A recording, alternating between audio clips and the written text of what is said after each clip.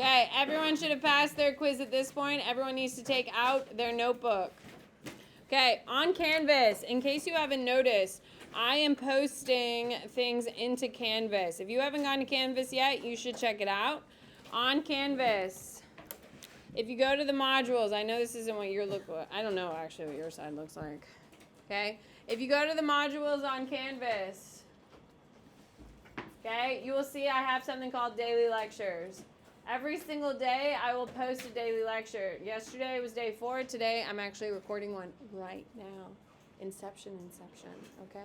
And it will be posted on Canvas. So for today, for the rest of your life, if you ever miss an AP World class, should you come in the next day and be like, Bennett, what did we do? No, you need to watch it on Canvas. Every single day, I do record a lecture and post, including today. All right. So, a couple things I do want to make sure everyone's aware of kind of going forward. Today is Wednesday. You had your map quiz. Hopefully it was successful. Thursday is tomorrow. You have a focus due. Raise your hand if you've completed your focus. Oh, so proud, so proud, so proud. Raise your hand if you've at least started your focus. Okay, all right. And for those of you who haven't raised your hand at all, I'm just pretending you don't exist. Okay. Your focus is due tomorrow. You'll be turning them in by hand. Like, you'll be turning them in, and I will hand score each and every one. It's not a digital submission. It is coming straight to me. It is worth 30 points. If you are not following the standards in which I've laid out, I will take points away. Is everyone clear? Tomorrow when you come in, I will be collecting those. I'm also going to teach you how to submit your map and your primary source to get those 10 points. Okay? I am also going to do AP logins for signing up for your AP exam.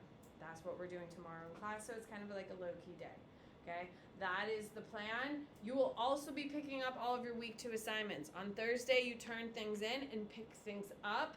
It's a big transitional day here in AP World. You do not have a test tomorrow. It's not on my board. You do not have a test in week 1, but you do have a test in week 2. Ellie, what's your question? So since like you're gonna teach us how to submit tomorrow, don't do it tonight. No, don't try to fight it. I will teach you everything you need to know, and hold your hand, especially the first couple times, and then the expectation will be there. Is everyone clear? So don't worry about turning in anything. Everything we'll do in class to make sure everyone's on the same page and everyone is successful. So that way, going forward, it's not a problem. Okay? So tomorrow you have a focus. If your map's not finished and colored, do it. The primary, wherever we ended in class, that's it. There's nothing else. You'll never have to do an additional primary. Is everyone clear? Okay. You have no quizzes for the rest of the week. There's no quiz tomorrow and there's no quiz Friday. Your next quiz will be Monday. It'll be 1 through 10 of week 2. Tuesday will be 11 through 20. Now tomorrow when you arrive, that whole board will be wiped and be week 2. Does that make sense? Because on Thursdays we transition, so you'll see everything. Just so you know, next Wednesday I will not be here. I'm having surgery on my thumb. I have a benign cyst.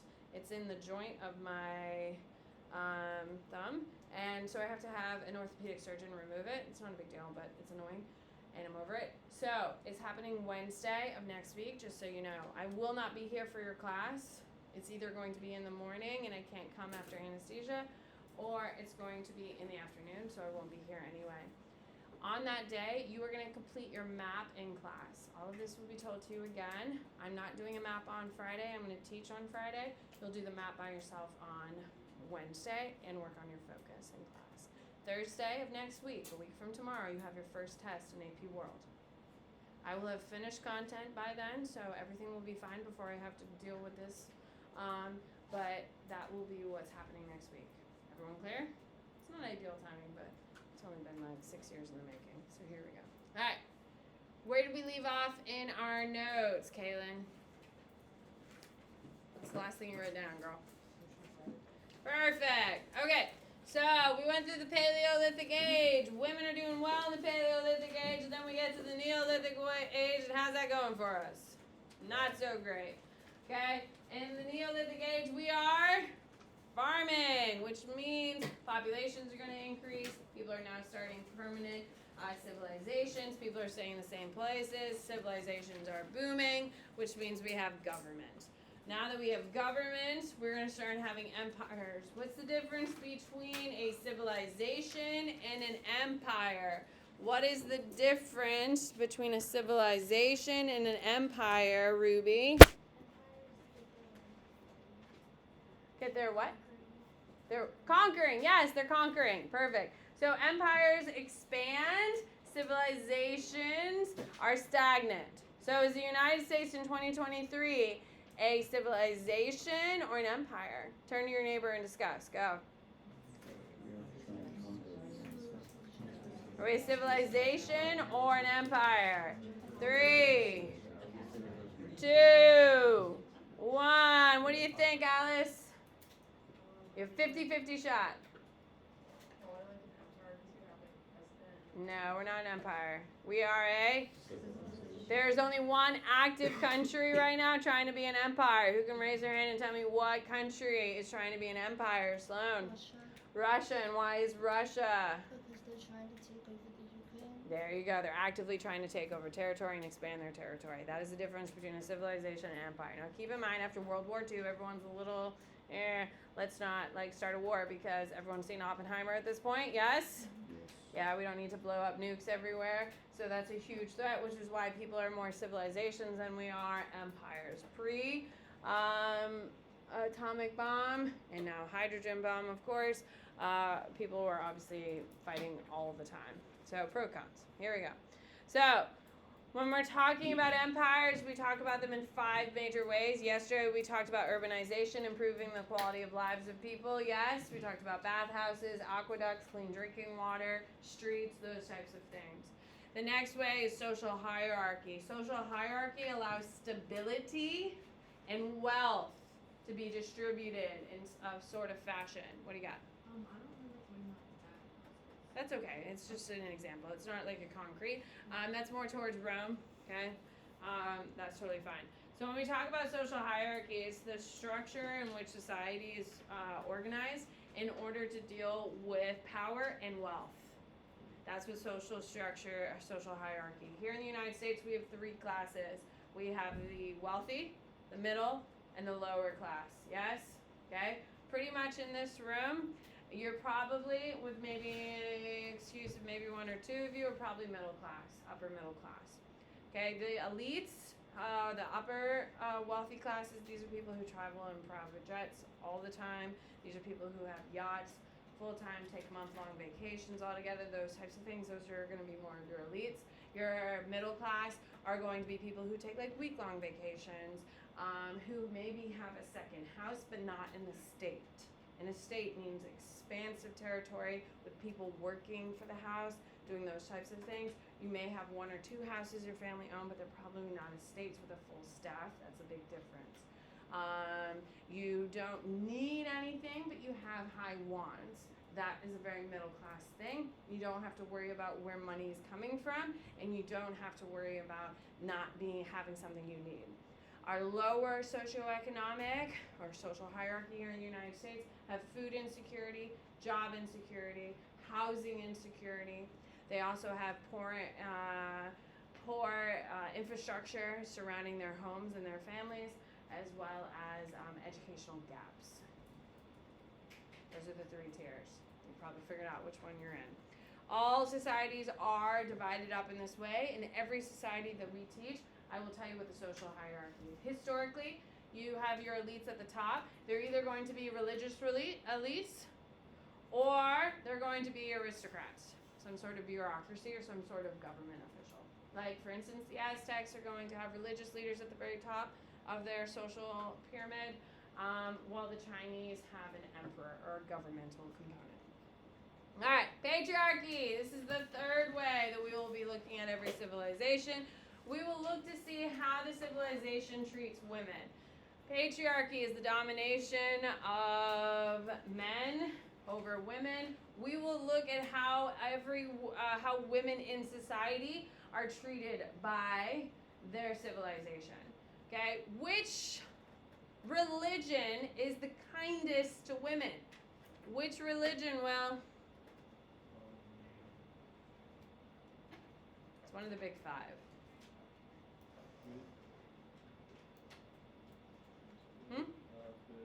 Buddhism? No. Buddhism kind of ignores women to a degree. Joseph? No, Christianity is not very good to women. It's okay. It's not great. What is it, Rex? Hinduism. No. No. That's like the worst. Like really bad. Really bad. What do you got for me, Abby? It's Islam. Islam is the best for women.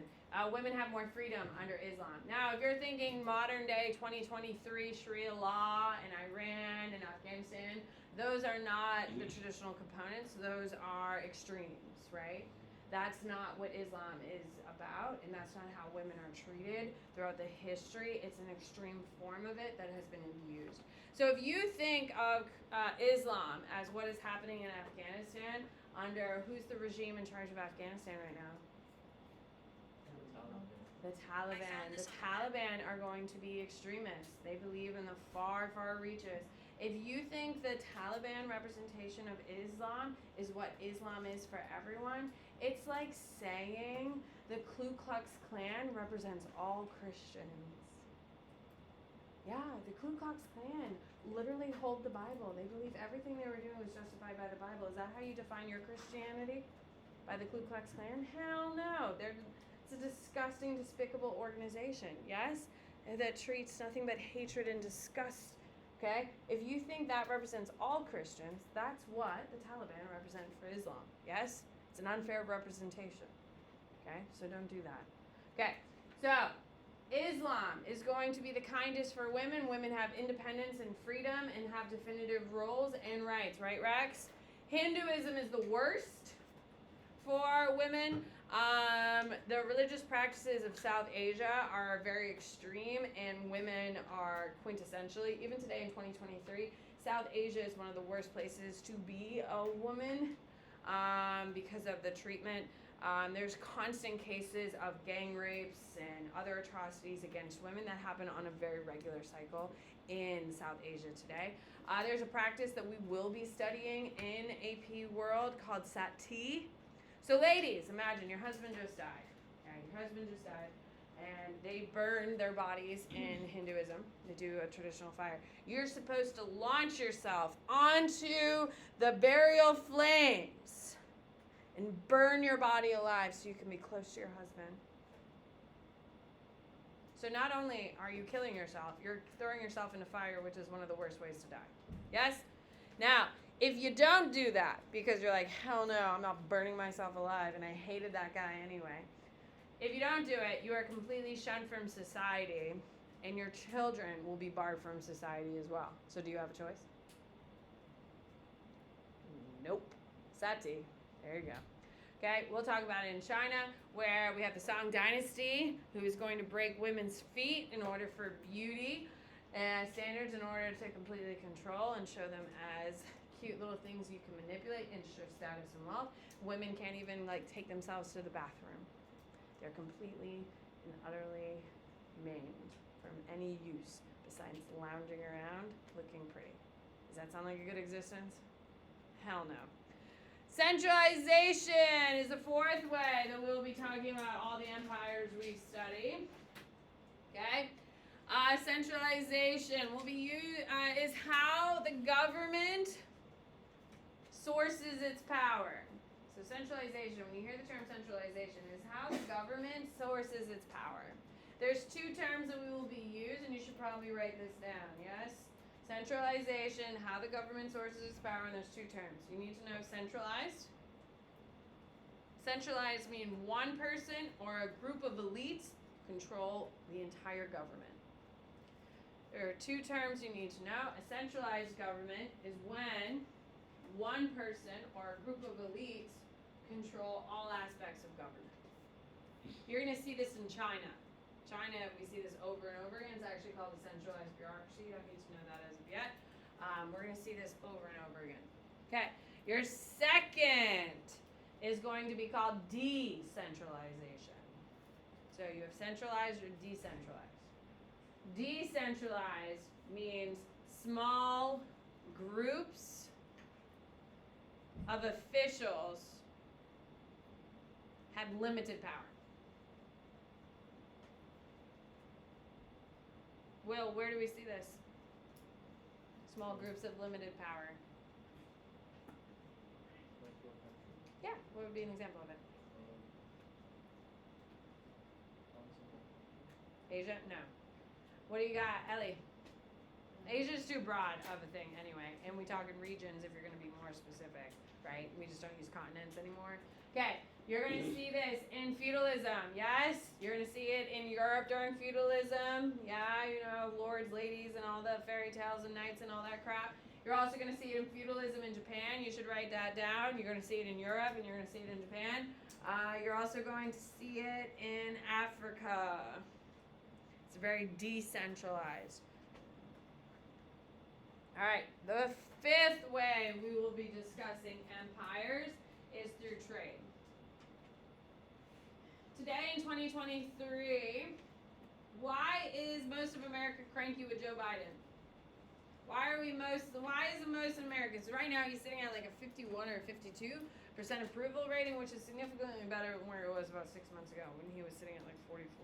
So he's not particularly well liked going into his re-election campaign, but he's not completely hated either. Why do people have problems with Joe Biden? Why, Ryan? What's the biggest complaint against Joe Biden in 2023? He's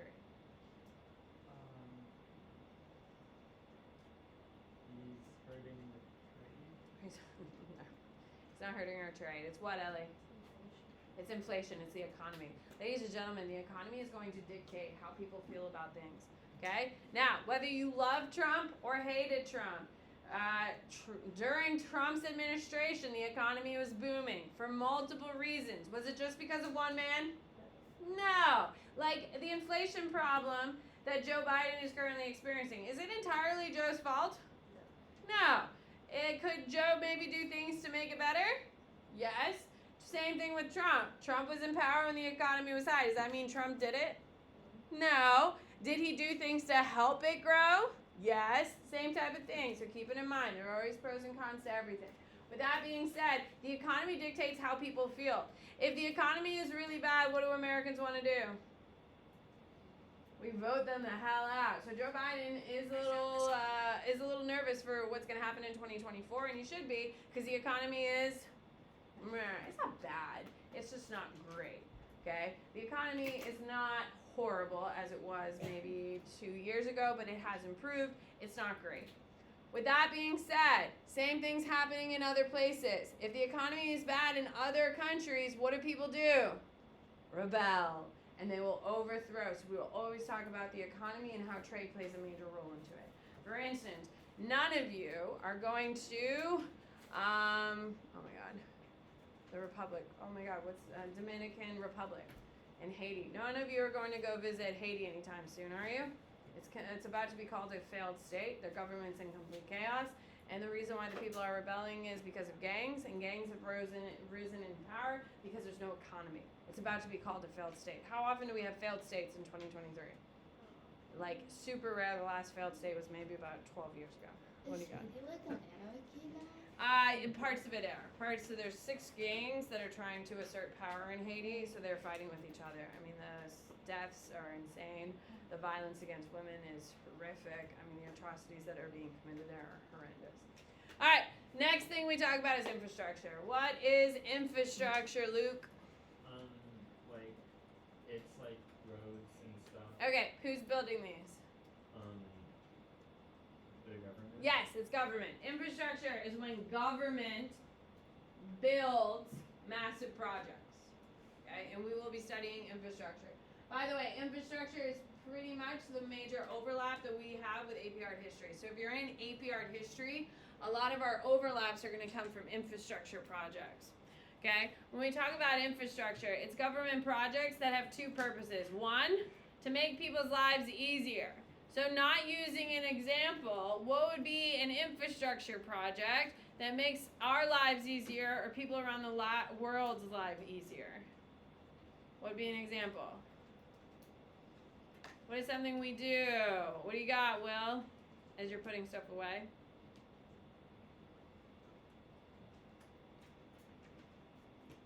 Not your best day, Will. Joseph. Roads, absolutely. Subway systems, the Solomon Expressway. One of the only pieces of legislation that has gone through the House and the Senate for the last 2 years is the $500 billion stimulus for our infrastructure project. And it is going to rebuild a bunch of bridges and roadways and all that stuff. They're going to extend the Salmon Expressway. Isn't that exciting? They're going to fix I-4. They're going to widen it so it's not so traffic bound. Doesn't that sound exciting? That was one of the few things that have gone through both the House and the Senate. And it's all built by the government. The Taj Mahal, have we heard of that building? Okay, that is built by the government. It's technically infrastructure. It is to make people's lives better or show power and ability. So what is something the United States has built to show our power to both Americans, to let us know that, like, hey, our government's a big deal, and to show other? What are some things we have built to show our power to other people? Rex? The Statue of Liberty. Statue of Liberty is actually built by French people. So that's a no-go. The White House. The White House. Do you know how the White House has those columns? It's supposed to make you think of the Greeks and the Romans and hark back. Absolutely. It was designed that way. Chase. Lincoln Monument. All of your monuments are these big marble structures with the big columns, and most of think you ancient times, thinking society, powerful. What do you got, Will? Huh? I don't know. I guess it's kind of domineering. It's mostly a safety thing, which is why it's in the Pentagon, to keep it more enclosed. Okay, what about, what's with all the faces and the stupid rocks? Mount Rushmore, yeah. We carved a bunch of people's faces into a rock. I mean, that's supposed to show how powerful we are, stuff like that. Hoover Dam was one of the great achievements of kind ever done. Okay, why do governments collapse? Overextension. Okay, overextension means their boundaries got too big and they couldn't hold them. What empire famously collapsed because its borders got too big, Dean? Huh? True. I'm sorry. Rome is going to collapse. It literally folds in half. It divides itself in half, and that still causes chaos. Political corruption. Having bad leaders and having multiple back-to-back wrecks, you should be writing this down, is a reason why empires collapse. We're going to see that. The Ottoman Empire is going to collapse because of political corruption. Okay? It's a huge problem, and it's going to take a long time, but it will eventually collapse. Failing economies is especially one of the more modern reasons why economies occur, but we're going to see this throughout the history of China. China pretty much burns itself down, its government down, every time the economy goes weak. Okay? And we're going to see this over and over again in China. So these are the three major reasons. Okay? All right, skip a space, center it, write belief systems. Here we go. Skip a space, center it, belief systems. Okay, your first, the oldest religion in the world is Judaism. You need to know it's monotheistic. You need to know that its sacred text or holy book is called the Torah. Okay, and you need to know it's a diasporic community, which is also right here. TK, what's a diasporic community? It was in your vocab this week, man. Well, it's not when they leave. That sounds by choice. So words do matter. What is it called? When is it? When they are? You can leave or you can be forced. It's forced, right? Because there's a big difference there, right? You can choose to leave my room, and if I force you out of my room, that's a whole different vibe. Can we agree? Okay, so diasporic communities are when people are forced out of their homelands. They're forced out of their homeland because they're monotheistic and pretty much everyone in the region is polytheistic and they think they're weird. Today in 2023, do they have their homeland? Yes, they have the creation of the state of Israel. Pros, cons here, people. Yes, they did get their homeland, but it has displaced a huge other thing and has caused complete political destabilization. Everything in the world is pros and cons. Yes, we'll discuss the impact of the creation of the state of Israel when we get there. All right, Hinduism is your second oldest religion in the world. You do need to know it's polytheistic. You need to know its holy book is called the Vedas. Okay? You need to know that they believe in a thing called karma and reincarnation. Nina, what is reincarnation? It's the belief that when you die, you're like born again. Yeah. Imagine you just get like stabbed in the chest and you're like, ugh, and then you die, and then immediately you wake up as a baby. That's reincarnation. Okay? So, You keep going through the cycle until you become a Hindu priest at the very top of the caste system. And once you have lived a life that has qualified that, then you get to go to Nirvana, which is heaven. Okay? So, Hinduism, you should know that it's in South Asia, pretty much exclusively. And you need to know the caste system. Those are the major terms that you need to know. Don't worry. Unfortunately, you'll have to memorize the caste system. Your next religion is Zoroastrianism. Zoroastrianism is like the 9th most popular religion in the world. It's not one of the big ones. Like 2/3 of the world's population are the top 5. So it's number 9. So very few people in regards to the whole world actually follow it. The only things you need to know about Zoroastrianism, it started by the Persians. Okay? It started by the Persians. You need to know that it is the foundation for Islam. That's the big quintessential. That's all you need to know about it. It is started by the Persians, and it is the foundation of Islam. Okay? So what religion do you think Muhammad was before he spoke to Allah? Zoroastrianism. Mecca, where Muhammad lived, which is now the center of Islam, was the home of what religion? Zoroastrianism. They layer it. It's completely layered. It's just like today with Christianity. Okay? You do know Jesus wasn't born on the 25th of December, right? He was born in like late September, early October. Like we know this. Like there's records. We know it. Why do we put it on December 20th? Are we devastated here? We're kind of devastated. We're a little shook here. Why? Why do we celebrate Jesus' birthday on December 25th, Joseph? Maybe to end the year. No. Nina? The solstice? It's pretty close to the solstice. So, the Romans. Remember, Jesus lived. He was killed by the Romans. Yes? Hello? They're the ones who hang him on the cross. That's their traditional thing. Well, anyway, the Romans, the biggest party of the year was December 25th. And they used to have civil parties, which means the government used to throw these huge parties for everyone. And the whole town, the whole city would go out and drink and eat and feast on government time. Okay, it was like the big party of the year. The Christians were anti this big feast on December 25th, but eventually figured out that people would convert to them if they could still go to the party. So what did they do? Instead of having a party to celebrate a pagan god or a Roman god, they turned the party into a Jesus party. Because it made it easier for people to convert. Like, guys, do you think Jesus was like, you should put a Christmas tree in your house? No. Why do we put Christmas trees in our house? It's a sign of a pagan god.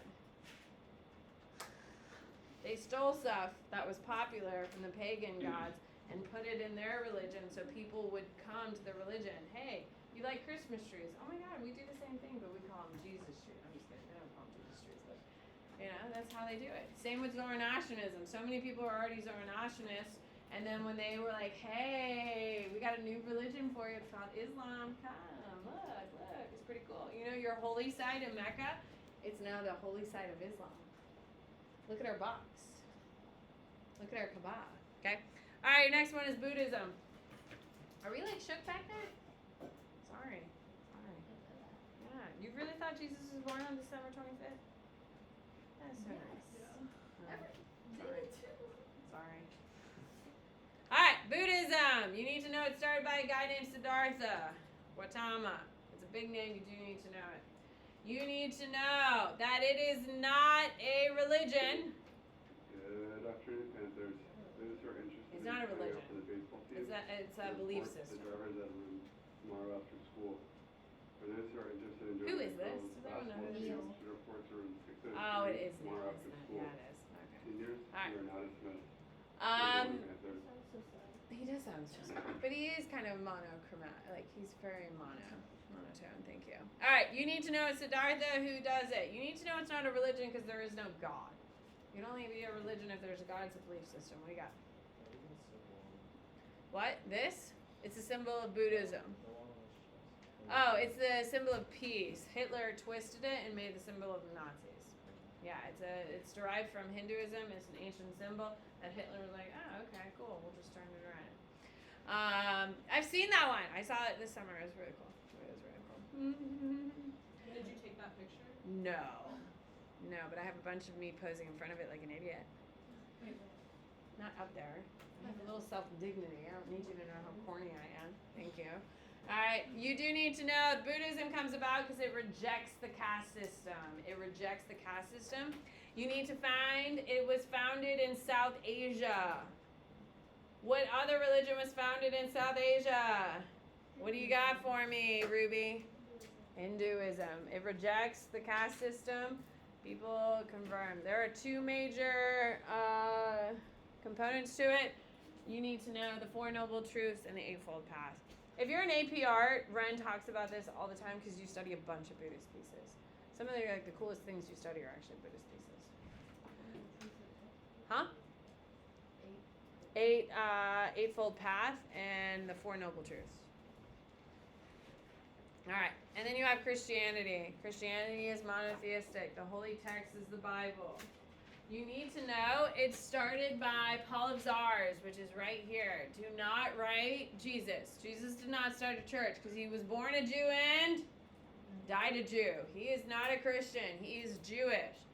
Paul of Czars is going to be the guy who starts the the Christian faith, which will be close to say. What do you got, Joseph? I just switched it. All right. You need to know that this is popular by women. Women really like it. A majority of your major Christians are going to be women. They're the ones leading the converting to it. What do you got? The book said it was attractive, like 4 people were attracted to 4 people and women. Why? because it didn't require like wealth. It doesn't require wealth, and everyone can have a relationship with Jesus. All you have to do is say, "Hey, Jesus," and Jesus is like, "Hey, how are you?" And you can have a relationship with Jesus. You don't have to be special or anything else. Everyone is welcome. Islam. What do you got? What do you need? It's good. Oh, you're fine. It's not a ton. All right. Islam. You need to know the founder is Muhammad. The holy book is the Quran. There's 2 spellings for Quran. You do need to know both. There are 2 spellings. You need to know both. Okay? You should know that the holiest city of Islam is Mecca, which is located in Saudi Arabia. Okay? It will be you don't need to write this down, but it will be the largest religion in the world in the next 50 years. Does anyone know what this is called? This is the Kaaba. This is the Kaaba. It is the holiest site. All Muslims, when they pray facing Mecca, and they're technically praying to this one site. You know how we talked about Zoroastrianism? Zoroastrianists were worshiping a meteorite and an asteroid, and they have a couple other things. Well, all of those things are in this, and other things that they have added to. Muhammad's body is not in there. No, it is not in there. It's in a different mosque. It is not in the Great Mosque, which is what this picture is. All these people, these are people. These are people. One of the largest structures in the world, this mosque. They're walking around in it. Do we know anything about Islam? No. You walk around the Kaaba 7 times, and that's how, that's part of the prayer when you're in the Great Mosque. You pray to it 5 times a day. It's a really beautiful religion with really high devotion. For polytheism, we have animism and shamanism. You should just be familiar with them. Okay, animism is the belief that animals are godlike or could be godlike or hold the properties of gods. Shamanism is the belief that a spiritual leader can connect to other worldly beings. What do you got, Ellie? Isn't Islam right a sensitivity to Wait, what? on the other side of the voice? Yeah, what about it? No, the Middle East. Yeah. So, alright, I think that's good for today. Nice! Tomorrow, we're gonna have a pretty low-key day. Does that sound nice? Yeah.